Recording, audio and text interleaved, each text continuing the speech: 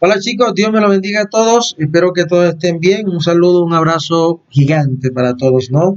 Vamos a hablar del lenguaje, ¿cierto? Todo este tema de los procesos, que es un proceso psicológico superior, sin duda, el lenguaje. Comprendemos entonces, no es una nota mía, sino una nota de Portellano, que el lenguaje es un sistema de comunicación simbólica que se manifiesta a través de las lenguas, que son sistemas estructurados de signos que expresan ideas en los que la palabra es la representación. Miren qué interesante este aspecto del lenguaje, es muy importante. ¿Por qué es muy importante todo este tema? Se dice que el lenguaje es simbólico, porque es que en realidad nadie sabe dónde está el lenguaje, nos va a abrir el cerebro y se va a saber dónde están las palabras. Aquí se dicen estas palabras, luego se dice que el lenguaje es una construcción simbólica, ¿no? Entonces, es importante conocer un poco sobre las bases neuroanatómicas y funcionales del lenguaje, ¿no? Lo primero que hay que comprender para tener en cuenta que el lenguaje tiene tres niveles de mayor o menor complejidad, ¿no? Que son los monemas, los fonemas y los rasgos pertinentes, ¿verdad? Entonces, cuando estamos hablando de los monemas, vamos a encontrar que los monemas se componen de lexemas y morfemas, ¿no? Entonces, es importante comprender que el lenguaje, ¿sí? También el pensamiento, bueno, hago un paréntesis acá, el pensamiento se evalúa a través del lenguaje, ¿no? Y que el lenguaje se utiliza a través de la palabra y la escritura, ¿no? Mediante los órganos efectores, gracias a los órganos efectores musculares, en tanto el sistema bucofonatorio que hace que uno pueda expresar el lenguaje, y está el tema de las cuerdas vocales y todas esas cosas que nos permiten a nosotros expresar el lenguaje. Miren qué hermoso. Entonces, encontramos en este caso los monemas, ¿verdad? Que son las unidades más pequeñas eh, que pueden contener contenido, básicamente. Entonces, vamos a encontrar que dentro de esos contenidos, hablamos de contenido semántico, que es lo que se conoce como lexemas, con una función gramatical, que son los famosos morfemas, ¿no? Entonces, tengamos en cuenta algo. El morfema es la parte de la palabra que varía, así lo establece Portellano y lo establecen los expertos Vygotsky, porque es la parte de la palabra que varía y mientras que el lexema es invariable, ¿no? Entonces, el morfema es la parte que se le añade al lexema para completar su significado y para formar nuevas palabras. Eso es muy interesante. Entonces, paréntesis. Por ejemplo, el lexema, ¿no? Más o menos el lexema es la parte de una palabra invariable y da el significado básico. Entonces, el lexema se dice que es invariable porque no cambia la palabra. Un ejemplo del lexema es cuando decimos, escuchen las palabras con atención, comedor, comer y comida. ¿Qué de relación tienen esas tres palabras? Obviamente que estamos hablando de la función de alimentarse, ¿verdad? Pero más allá estamos hablando de la estructura, ¿verdad? De la estructura como tal de la palabra. Entonces estamos hablando de la estructura que la compone, que tienen en común. Y si nos damos cuenta, tienen en común todas, tanto comedor, tanto comer, tanto comida, tienen en común las tres primeras letras, que son C-O-M. Eso es lo que se refiere el autor cuando habla del lexema, ¿no? Eso es lo que tienen en común las palabras. Entonces, el con, que es el C-O-M, es el lexema o la raíz, para que lo tengas en cuenta, ¿no? Eso es lo que el autor se refiere con el tema de los lexemas, ¿verdad? Eso es muy interesante y debe quedar claro. Con, dentro de la palabra comedor, comer y comida, el lexema es con porque es lo invariable, lo que no cambia. Por ejemplo, otro ejemplo, deporte, deportivo y deportista. ¿Cuál sería entonces el lexema? Te lo dejo para que lo pienses, ¿no? ¿Cuál sería el lexema de deporte, deportivo y deportista? Sí, en el ejemplo que vimos anteriormente, vimos que comedor, comer y comida, COM, que es con, era el lexema o la raíz, de deporte, deportivo y deportista, ¿cuál es el lexema, ¿no? Lo que se repite. Muy bien, otro ejemplo es las palabras librería, librero, libros. ¿Cuál sería el lexema? ¿Mm? También lo dejo para que lo piensen, ¿no? Podríamos decir que el lexema de esta última librería, librero y libros sería LIBR, ¿no? ¿Por qué? Porque es lo que es lo básico de la estructura, ¿m? LIBR, y ya las otras letras se modifican, ¿no? Por ejemplo, sombra, sombrío, ensombrecer sería SOMB, lo que es el lexema, lo que no se cambia. Mientras que el morfema es el grupo de letras que se añade a los lexemas para ampliar su significado, ¿no? Entonces vamos a encontrar que existen morfemas que son flexivos y existen morfemas que son derivativos. En los morfemas flexivos vamos a encontrar que se usan básicamente para indicar que se puede indicar el género. Por ejemplo, el clásico ejemplo que propone Vygotsky es para distinguir el tema del género, si son simpáticas, por ejemplo, el número, el número de caramelos, por ejemplo, el tiempo, saltaría, saltará, el modo, saltando, personas, saltas, y, y los otros son los derivativos. Ese es el tema de los famosos fonemas, ¿no? De los morfemas. Entonces, los morfemas también se clasifican, los derivativos se clasifican en prefijos y sufijos, ¿no? Un ejemplo de prefijo sería el supermercado y un ejemplo de sufijo sería la panadería, para que lo tengas en cuenta. Quien quiera puede profundizar porque es un tema bastante complejo de entender. Entonces, para que lo puedan profundizar y lo comentamos en clase, ¿no? Sobre estos temas que vamos a ampliar. Los fonemas, ya dijimos que los monemas son la primera, ¿no? Primera unidad de articulación, mientras que los fonemas son las segunda unidad de articulación y se definen como las unidades menores de sonido, ¿no? Sonido.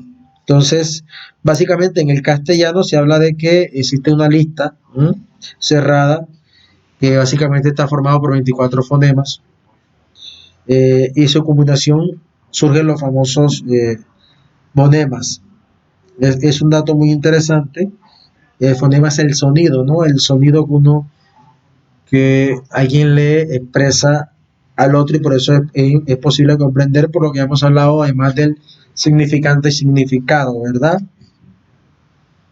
Eso para tener en cuenta.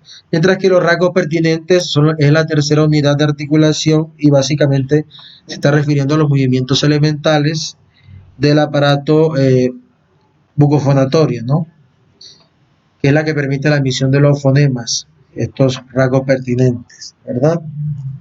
Eso con relación a los fonemas y los rasgos pertinentes. Quien quiera puede ampliar porque el tema es bastante complejo, pero es muy interesante. La organización neuroanatómica del lenguaje, hablando un poquito, ¿no? Encontramos que los primeros intentos de localizar el lenguaje en el cerebro fueron realizados durante la primera mitad del siglo XIX. Los frenólogos localizaron el lenguaje y el habla en la zona anterior del corteza cerebral y Boulia ya comenzaban a hablar de que el lenguaje está ubicado en la zona anterior del corteza cerebral. Miren qué interesante. En 1825 ya se situaba el centro del lenguaje expresivo en el lóbulo frontal. El lóbulo frontal tenía esa función, entre muchas, ¿no? Más tarde, Dax, más o menos en el año de 1836, atribuyó los trastornos del lenguaje a las lesiones producidas en el hemisferio cerebral izquierdo. Para que se den cuenta que no fue Broca quien habló primero del tema del lenguaje, ¿no? Broca fue quien documentó primero los casos de afasia, ¿no? Pero Dax fue quien ya hablaba de la ubicación del lenguaje en el hemisferio cerebral izquierdo, ¿verdad? Broca, en el año de 1861, presentó las primeras evidencias sobre la afasia a la Academia, ¿no?, de Neurología Francesa. Entonces, ¿cuál fue la investigación de Broca? Que los centros del lenguaje expresivos estaban situados básicamente en la circunvolución frontal del hemisferio izquierdo, ¿no?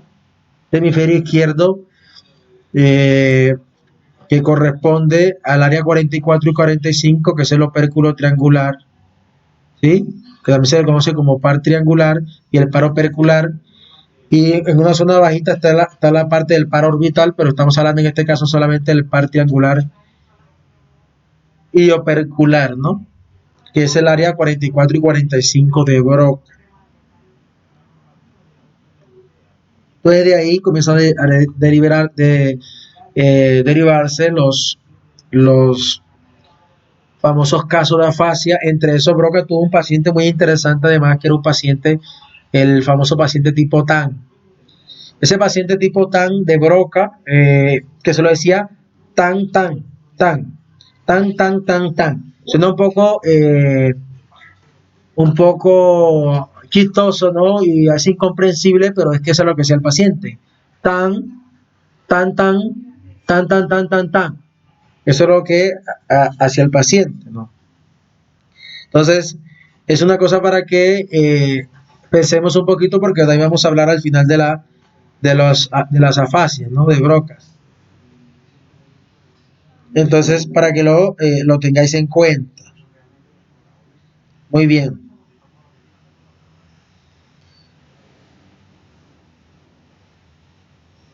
Sin embargo, no fue solamente Broca quien descubrió, ¿sí?, que la circunvolución frontal inferior, el área 44 y 45, estaban relacionados con un tema de afasia, sino que más o menos en los mismos años, un señor de nombre Karl, apellido Wernicke, o Wernicke, identificó el lenguaje comprensivo en el lóbulo temporal izquierdo, ¿no?, más o menos ubicado en la circunvolución temporal secundaria. Eso obedece más o menos al área 22, que se conoce como el área de Wernicke, ¿no?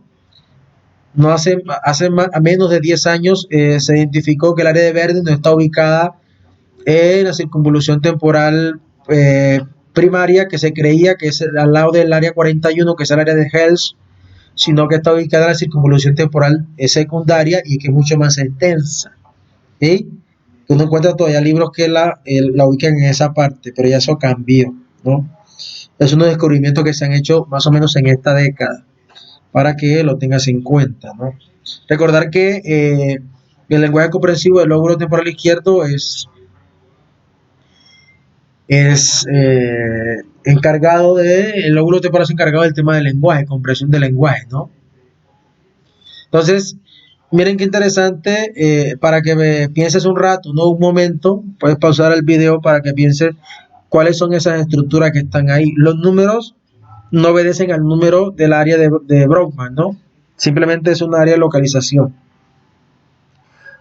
Repito, no es un área de Brodmann, sino que son números que están enumerados, que son áreas relacionadas con el lenguaje, pero no, donde está el 3 no quiere decir que esa sea el área de Brodmann número 3, no, para que lo tengas en cuenta. Entonces piensa un momento, pausa el vídeo y tómate un momento para saber si donde está el número 1, qué estructura es esa, ¿no?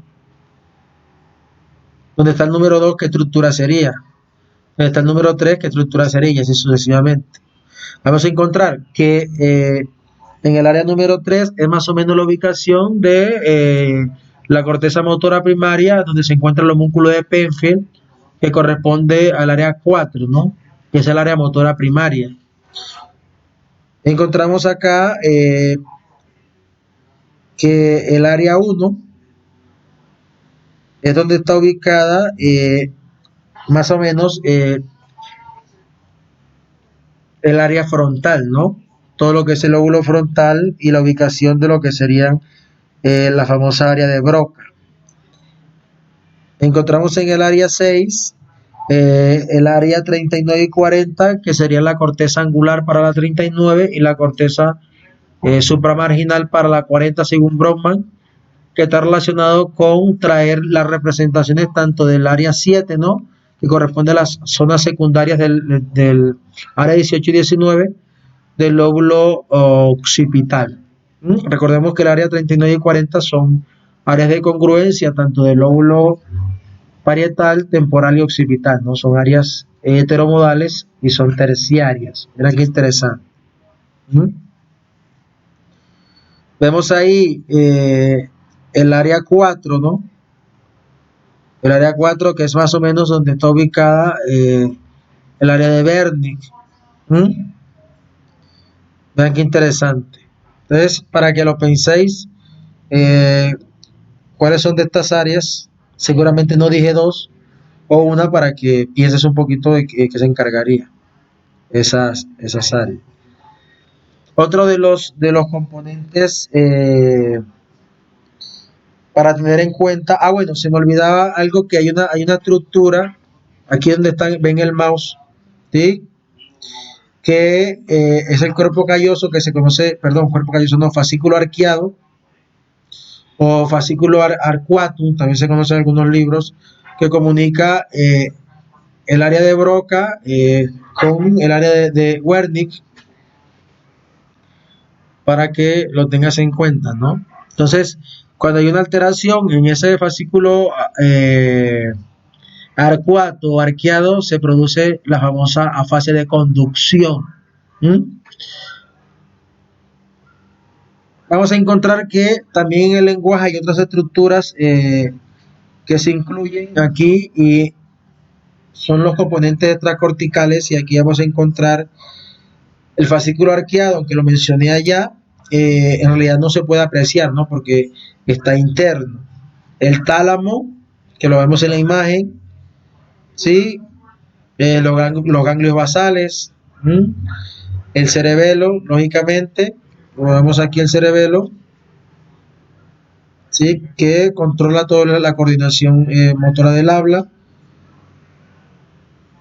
¿Sí? Dentro de los ganglios basales vamos a encontrar entonces básicamente aquí tenemos aquí el tálamo, tenemos aquí por aquí tenemos el putamen, el núcleo caudado, perdón, y el núcleo lenticular, para que lo tengas en cuenta. Hay otras estructuras que también son importantes. Recordemos que el tálamo es un centro de relevo, ¿no? Donde pasa mucha información y luego se deriva a los hemisferios, para que lo tengas en cuenta.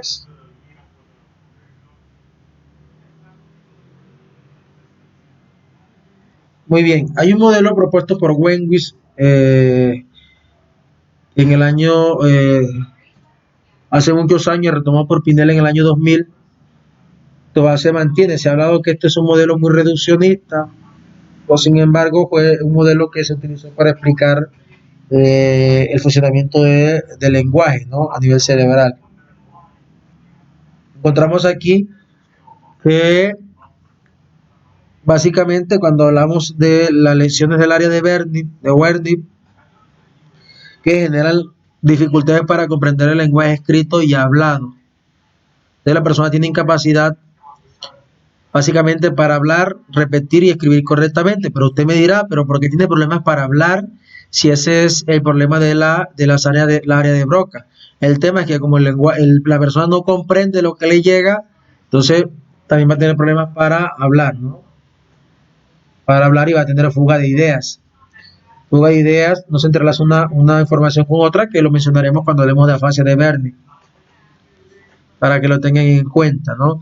Y básicamente lo que se genera, esto no lo estoy diciendo yo, sino Pinel, del área de Broca, son problemas en la articulación, ¿no?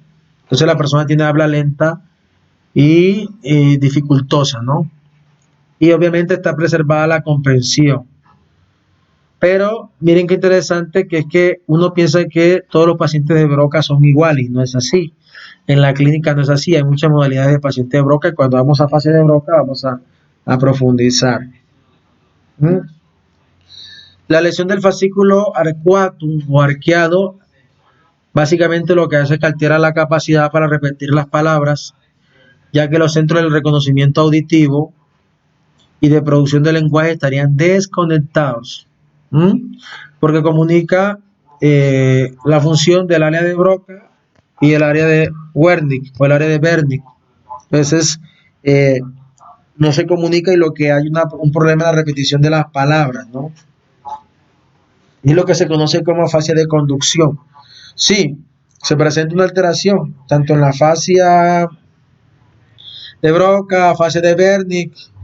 Estamos hablando entonces de lo que se denomina como afasia global. ¿Por qué les voy hablando de esto? Para que vayan familiarizándose con los conceptos de afasia, ¿no? Si se produce una lesión en la circunvolución angular, recuerden que la circunvolución angular corresponde al área 39 de la descripción hecha por Brockman, ¿no? La persona tiene dificultades para la lectura, escritura, ya que las informaciones visuales no pueden ser transformadas en informaciones auditivas, ni las auditivas en visuales. Es que el cerebro es una cosa maravillosa, hermosa, definitivamente, ¿no? Eso de que las informaciones visuales puedan ser transformadas en información auditiva es una cosa tremenda, ¿no? Ni las auditivas en visuales. Por eso vemos que el área 37 está muy cerca al lóbulo temporal y parietal, ¿no? Porque transforma mucha información, para que lo tengas en cuenta. El hemisferio derecho está relacionado con el lenguaje sobre muchas cosas, ¿no? Siempre se ha dicho que el lenguaje es dominante en el hemisferio izquierdo, eso es muy cierto, pero eso no quiere decir que el hemisferio derecho no tenga función, ¿no? Entonces, por ejemplo, algunas características del hemisferio derecho en la función del lenguaje es el tema de la prosodia, ¿no? La famosa prosodia, que es básicamente la gramática, ¿no? Que es la forma como suenan las palabras, ¿no? El acento de las palabras. Es la prosodia, ¿no? La entonación de las palabras de forma correcta. Eso se encarga el hemisferio derecho. Está el tema de la pérdida del sentido configurativo, ¿no? Que es otra de las dificultades que pasan con las personas. Entonces, básicamente cuando estamos hablando de esta afasia de Broca de Wernicke, estamos hablando que hay una lesión en la arteria cerebral media, por lo general, que es la que pasa por esa parte, ¿no? Que se incrusta ahí en la cisura de Silvio, y mira que está en relación con todo este fenómeno, ¿no? Entonces, la pérdida del sentido figurativo es muy interesante, porque las personas pareciera que no lo comprendieran, ¿no? No comprendieran este sentido figurativo cuando se les habla. Entonces, parecieran que cuando uno le habla sobre una cosa en relación a otra, la persona no lo logra comprender, ¿no? Y en el tema de los usos, es, es un fenómeno bastante complejo, ¿no? Recuerden que eso figurativo siempre funciona como un adjetivo, ¿no? Que básicamente uno lo aplica a las figuras retóricas y para describir otra cosa, ¿no? Un sentido figurado de las cosas. Muy bien. Los aspectos emocionales también se encuentran relacionados con el hemisferio derecho, en relación al lenguaje, la alteración en la fluidez, ¿no? La fluidez, que tan rápido hablo, y los trastornos lectoescritos, ¿no? También están relacionados con la parte del hemisferio derecho. Esto para que nos hagamos una idea de esta estructura, porque se ha dicho que solamente el izquierdo, pero es que el derecho también tiene funciones, ¿no? O sea, a veces sobrevalorado el hemisferio izquierdo y poco valorado el derecho, ¿no? Entonces vamos a hablar de las patologías del lenguaje, ¿no? Entonces encontramos, hay una cantidad de clasificación de estas categorías de la disfemia, la disartria, la difonía, dislalia, que son sin duda muchas características, pero aquí vamos a hablar solamente de lo básico. ¿Mm? Cuando hablamos de disfemia, siempre estamos hablando de una alteración básicamente relacionada con el aparato fonador, la disfemia, ¿sí? Entonces, el caso más común que conocemos de disfemia es el caso de James Rodríguez, que también las personas le llaman como tartamudo, ¿no? Eso se llama disfemia. Hay unas clasificaciones de disfemia que no las vamos a tocar acá, pero básicamente son problemas en la fluidez normal del lenguaje, ¿no? Y la continuidad del habla, que cuando la persona tiene ansiedad, esto se complica, ¿no? Ese es el tema de la famosa disfemia. El otro fenómeno que menciona el autor es la famosa disartria, ¿no? La disartria está relacionada con un tema específico de los músculos que básicamente es una falla para usar las palabras, es como una debilidad básicamente. Entonces, a veces, en muchos de los casos, el habla puede ser confusa y lenta, ¿no? Entonces, eh, esto sugiere tratamiento e intervención clínica para mejorarlo. Eso es muy interesante porque además que puede desarrollar algunas dificultades como masticar y tragar, eso para que lo tengas en cuenta, ¿no? Pero básicamente es el ritmo lento del habla, que uno no le comprende a la persona con claridad. Eh, de todas maneras, vamos a abrir un espacio en clase para aclarar algunos de estos conceptos, ¿no? Las famosas difonías, ¿no? Eh, yo particularmente conocí un compañero que fue de un evento de un ACB, por allá cuando hacía sexto bachillerato, tenía este problema de difonía y es que él perdió el timbre de voz normal que lo caracterizaba, eh, y eso básicamente es por un trastorno funcional u orgánico de la laringe, ¿no? Entonces, es un tema complejo. Se dice que alguien es difónico más o menos cuando habla más o menos así, oye, ¿cómo estás? Estamos hablando que la persona está difónica, o sea, que le cuesta hablar, ¿cierto? Cuando uno se va de rumba, grita mucho, está en un concierto, queda difónico, ¿no?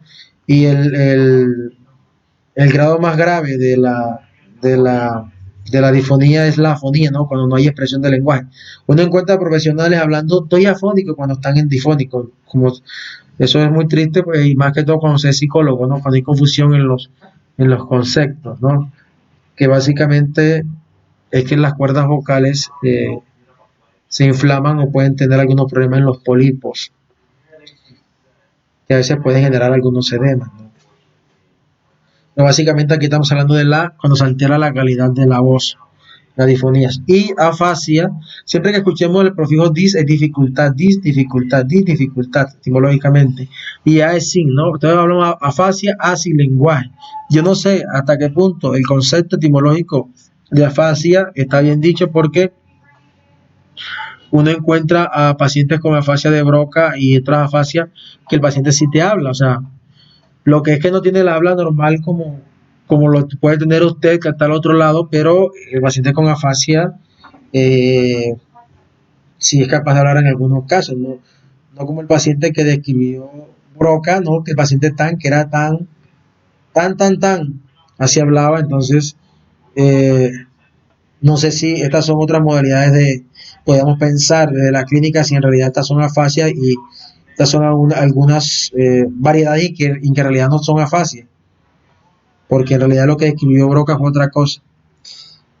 Eso es un dato muy mío, muy clínico mío, porque A es sin lenguaje, y definitivamente el paciente no tenía lenguaje, mientras que otros pacientes uno ve que sí tienen lenguaje, ¿no? Pues bueno, ese es otro tema.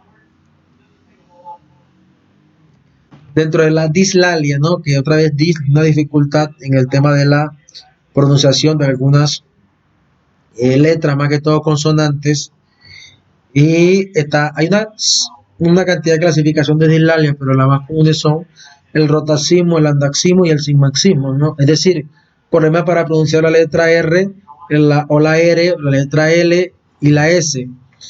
Eh, Hay una cosa para que tengamos en cuenta, que lo último que los chicos aprenden, los niños, es a pronunciar la letra R, ¿no? O R. Eso para que eh, veas un niño de 5 años, 6 años, entonces tiene dislalia porque tiene rotacismo, que es un proceso madurativo en algún momento y a veces chicos hay que ayudarles con eso. Así pasa de cierta edad, niño de 12 años con dislalia, ya sí es un problema, ¿no? Que sugiere problemas de autoestima, de autoconceptos, para tenerlo en cuenta. ¿Mm? Tenemos también los trastornos de origen psicológico que le hayamos comunicado. Están aquí la taquilalia, ¿no? Que es el aumento básicamente de la fluidez verbal. Entonces, eh, el paciente habla muy rápido, ¿no? También se conoce como logorrea, habla muy rápido y a veces no se le entiende lo que dice. Mientras que la bradi es la disminución, taqui aumento, ¿no? Para que lo comprendas. Y bradi es disminución de la fluidez del lenguaje. La bradilaria, que es el entecimiento del lenguaje, ¿m? Es muy diferente. Es lo contrario. Está la verbigeración o la verborrea, donde la persona repite palabras o frases sin tener en cuenta su significado, ¿no? Y esto es muy común a veces en pacientes con ACV y también patonemónico, a veces también de los pacientes esquizofrénicos o que consumen sustancias psicoactivas, ¿no? Está también el tema del mutismo, ¿no? Recordemos que el mutismo, cada vez que hablamos de mutismo estamos hablando de la inhibición voluntaria del lenguaje. Es decir, eh, la persona con mutismo no es que la persona tenga un daño, ¿no? Sino que la persona voluntariamente inhibe, o sea, no le da la gana de hablar, no quiere hablar, la persona con mutismo, para que lo tengas en cuenta. En algunos casos, algunos chicos con abuso, estrés postraumático de personas o pacientes esquizofrénicos pueden tener este tema del mutismo, ¿no? Eh, la famosa musitación, que es un concepto bien bonito, musitar, y que a veces tiende a confundirse con soliloquia. Quiero que diferencie bien esos dos términos para que no se confunda. Musitar es no emitir sonido, la persona no emite sonido, sino que musita.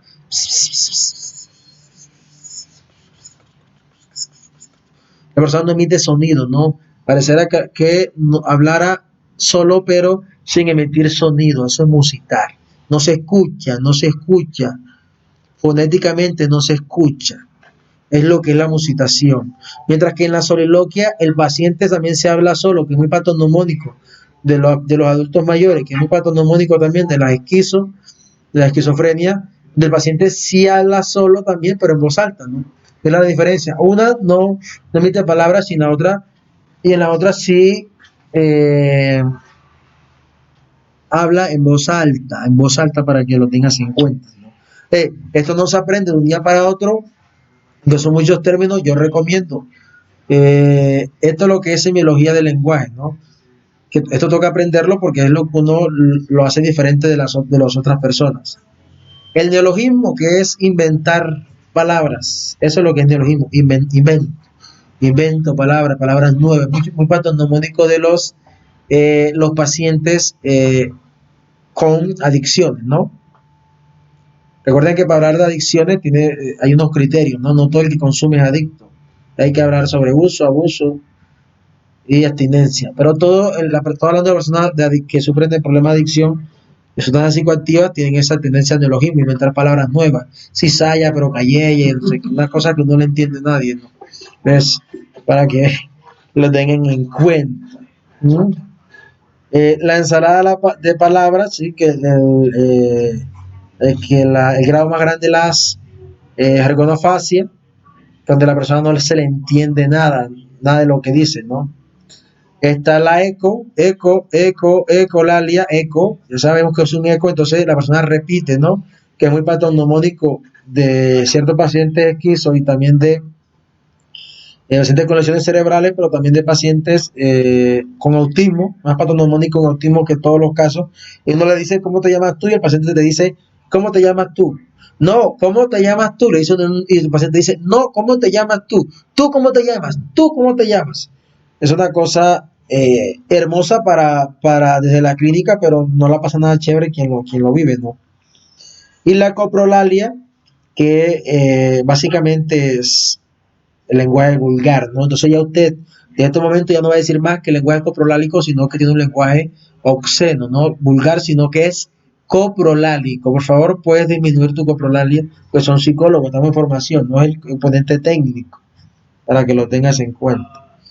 Y hay otro trastorno del lenguaje escrito que no vamos a profundizar aquí, que es la grafía, ¿no? Recordemos que A es sin, ¿verdad? A sin escritura, ¿verdad? Y la dis, que es dificultad para la escritura, ¿no? Y la alexia, que obviamente es A sin capacidad para la lectura, ¿no? Está también la dislexia, la discalculia, que ya obedecen a los trastornos del aprendizaje, están en el DSM-5. Ahora aparecen como trastornos del cálculo, de la lectura y de la escritura. Muy bien. Dicho esto, entramos entonces a este hermoso tema de las afasias, ¿no?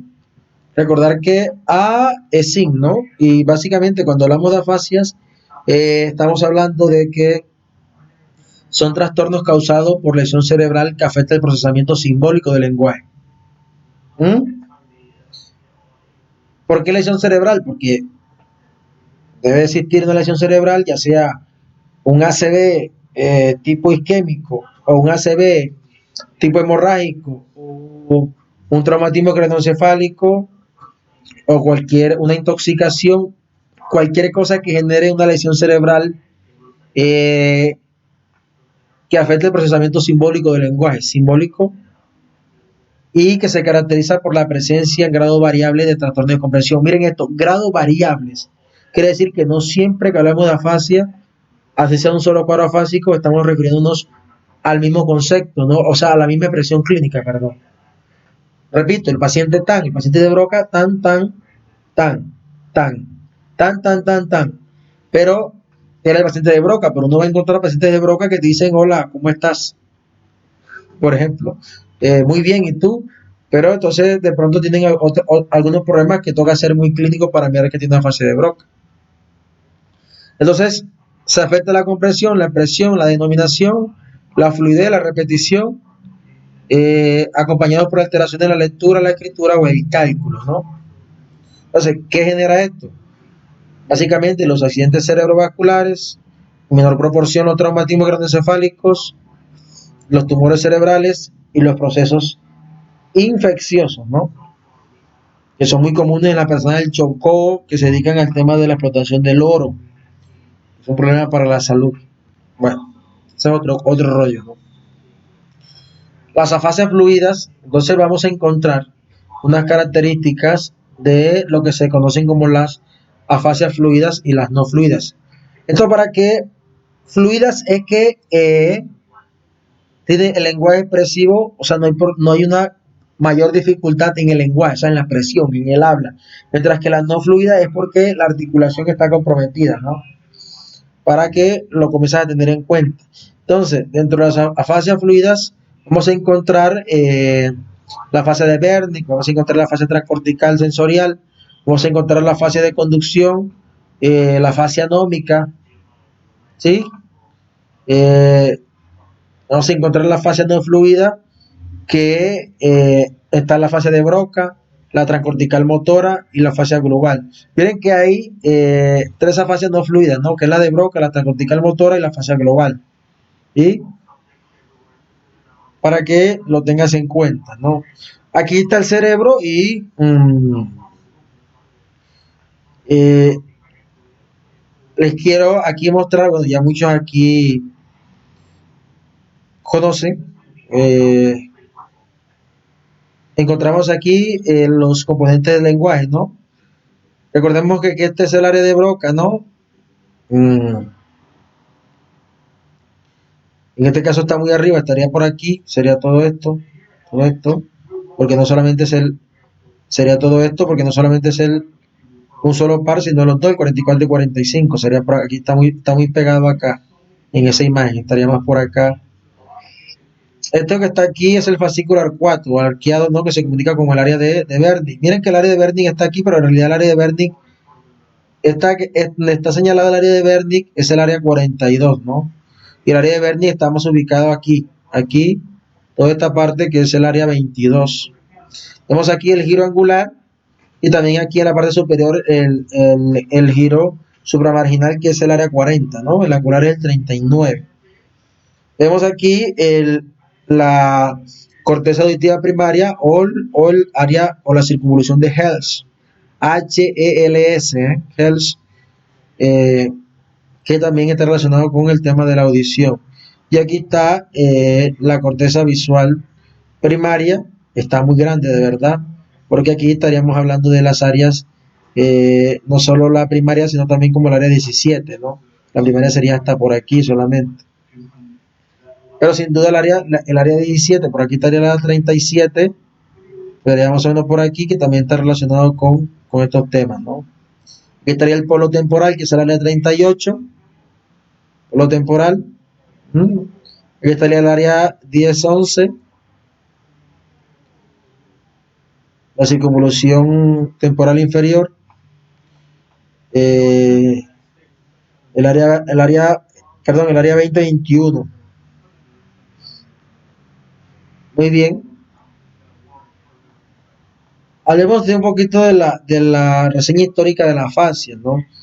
Es cierto que ahorita hablamos de los componentes del lenguaje, pero ahora vamos a hablar de la fascia.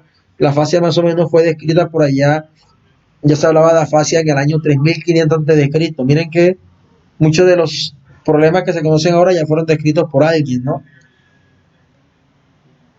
No con la profundidad, pero fue descrito, ¿no? Entonces, quien escribe es el que da a conocer las cosas. Muchas veces hay muchos genios en la historia, pero no dan a conocer su trabajo ni sus obras, y entonces el más vivo es el que se le conoce. No estoy queriendo decir que Broca ni Verne son unos vivos, pero han pasado muchos casos. Entonces, se hablaba en ese caso de un hombre con herida en su hueso temporal. Se le preguntaba sobre su molestia y él no hablaba. Eh, entonces copiosas lágrimas caían de sus ojos. Eso es lo que se conoce en uno de los papiros, ¿no? En la literatura hipocrática notaba que una herida en el hueso temporal produce un espasmo en el lado opuesto y pérdida temporal del lenguaje. Le acompañaba. Son datos históricos, ¿no? Aquí encontramos nuevamente al señor Paul Broca, que nace en el año de 1824 y muere en 1880. Eh, quien describió muchos casos, ¿no? Que llegaron a plantear que el lenguaje para más, más del 70% de la población es de dominancia para el lenguaje el hemisferio cerebral izquierdo, para que lo tengas en cuenta, ¿no? Entonces, se habla hoy en día de un 96% en diestros y un 70% en zurdos, para que lo tengas en cuenta, ¿no? Ahí está la referencia donde saco los temas. Fueron muchos casos, ¿no? Pero el caso más famoso es el famoso paciente Tan. Quien quiera puede eh, profundizarlos.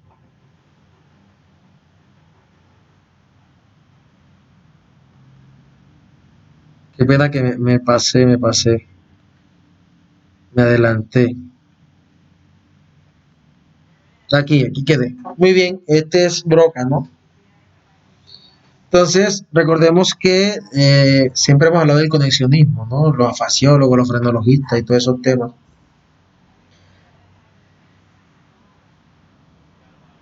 Broca reportó ese famoso caso del paciente Tan, ¿no?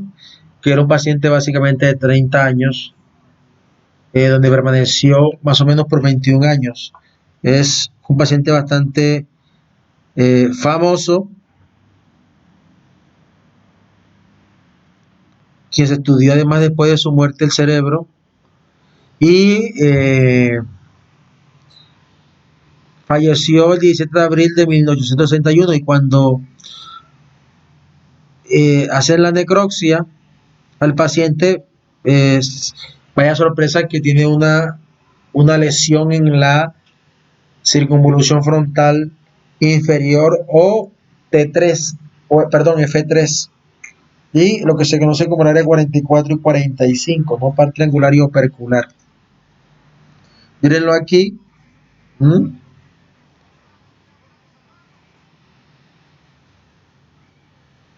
Se ve claramente, ¿no? Muy bien, no, habíamos comentado que no solo Broca habló de la afasia, sino Karl Wernicke, en el año de 1874, publicó una monografía en la que argumentaba que había diferentes tipos de afasia, las cuales podían ser encontradas después de lesiones del hemisferio izquierdo, para que lo tengas en cuenta. Describió dos pacientes que tuvieron prominentes dificultades en el entendimiento del lenguaje hablado con el lenguaje fluido.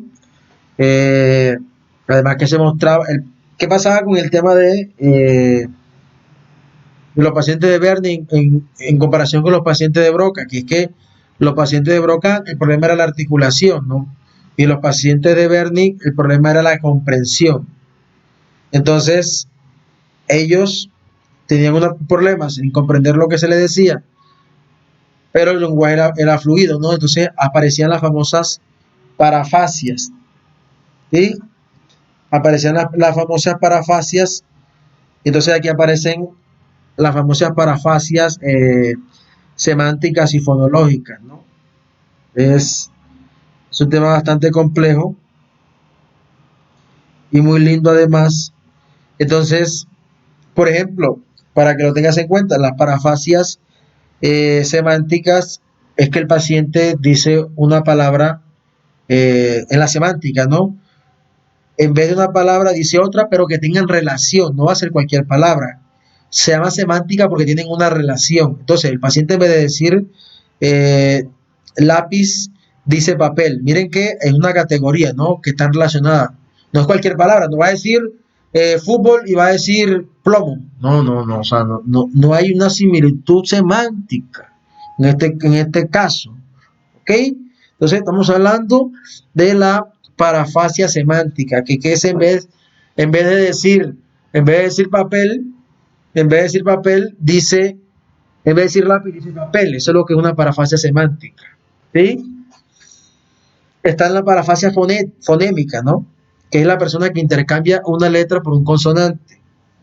Una letra o una consonante. Entonces, palabras relacionadas a nivel fonético, ¿no? Que suenan parecidos. Por ejemplo, dice lápiz.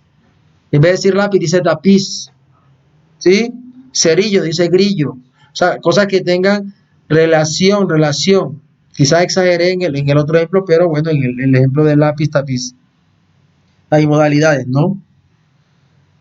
Entonces, nos vamos a dar cuenta, por ejemplo, que en la fase de conducción el paciente tiene problemas en la denominación y en la repetición, que es la característica, básicamente, ¿no? Pero las parafasias consiste en reemplazar palabras, la persona reemplaza palabras, ¿sí?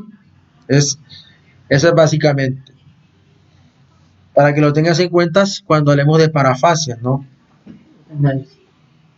Para cuando lo tengáis en cuenta. Entonces, estas personas tenían errores en sustitución de sonidos y palabras que resultaban con poco sentido. Vean qué bonito. Es una foto de Karl Wernicke, quien nace en el año de 1848 y fallece en el año de 1904. ¿Y quien describió pacientes con defectos de comprensión? Quiero aclarar que Wernicke no describió un solo caso, sino muchos casos, ¿no? Entonces, descubrió que hay un lugar de almacenamiento de imágenes de las palabras, ¿no? El lóbulo temporal, el lóbulo occipital, el área 39. Y eso puso además una conexión entre áreas posteriores y anteriores a través del fascículo arcuato o arqueado. Y además que hace nada más y nada menos que la hipótesis conexionista del lenguaje, este señor Karl Wernicke. Muy bien. Miren aquí que encontramos, sin duda alguna, eh, una de las características, ¿verdad? Y, por ejemplo, en esta parte Bueno, se me olvidaba decirle algo que se me había pasado, y es que, por ejemplo, qué pena, hay una comparsa pasando. Eh, que el núcleo caudado, el núcleo lenticular, todas las ganglios basales estaban relacionados con la regulación de la fluidez del lenguaje oral y relacionados con la coordinación de secuencias motoras, ¿no? Tanto el lenguaje oral y escrito, lo que se conoce como la fluidez, mientras que el cerebelo está relacionado con la coordinación, la fluidez de los movimientos de articulación del lenguaje oral y escrito, ¿no? Que una falla puede producir disartria, ¿no? También con el tronco encefálico, para que lo tengan en cuenta, ¿no? Y en el tálamo, por generalmente, encontramos el famoso núcleo pulvinar. El tálamo tiene muchas subdivisiones, pero este núcleo pulvinar que está relacionado con las coordinaciones de las zonas corticales del habla, ¿no? Que integra básicamente las aferencias visuales y acústicas, ¿no? Para que lo tengamos en cuenta, ¿no? Y ese núcleos ceniculados está el sonido lingüístico, para que lo tengas en cuenta, ¿no? Eso de forma general. Muy bien,